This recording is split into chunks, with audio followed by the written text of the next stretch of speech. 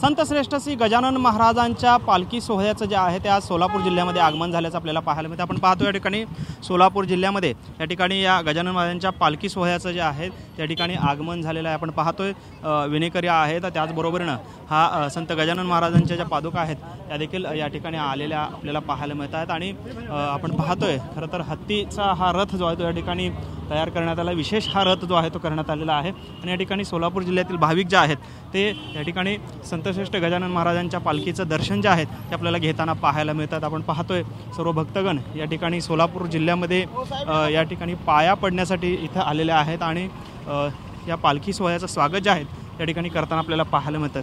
खरं तर संतश्रेष्ठ गजानन महाराजांच्या पालखी सोहळ्याचं हे जवळपास 57वं वर्ष आहे आणि या ठिकाणी या वारीचं या दिंडीचं जे वैशिष्ट्य आहे ते म्हणजे शेगाव येथून ही हा जो पालखी सोहळा आहे तो शेगाव येथून पंढरपूरपर्यंत चालत येतो आणि पुन्हा परतीचा प्रवास जो आहे तो देखील चालतच असतो। त्यामुळे या संपूर्ण वारीच्या या सोहळ्यामध्ये या दिंडीचं जे आहे ते विशेष या ठिकाणी महत्त्व आहे की जाताना आणि येताना दोन्ही वेळेस हा पालखी सोहळा जो आहे तो पायी प्रवास करत या ठिकाणी विठुनामाचा गजर करत पंढरपूरला जातो आणि पुन्हा शेगावला जात असल्याचं पाहायला मिळतं।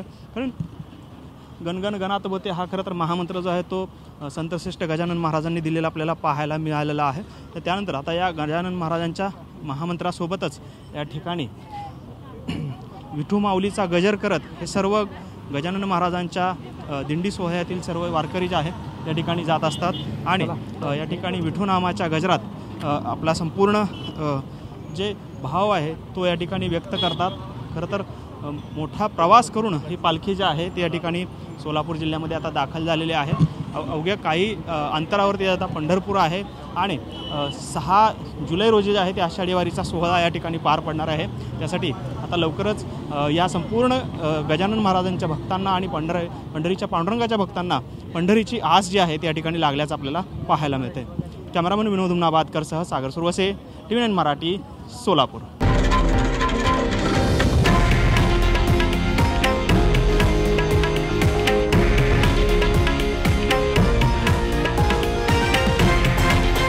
हे आहे देशातील नंबर 1 न्यूज नेटवर्क आणि आपण पाहत आहात TV9 मराठी, एकमेव।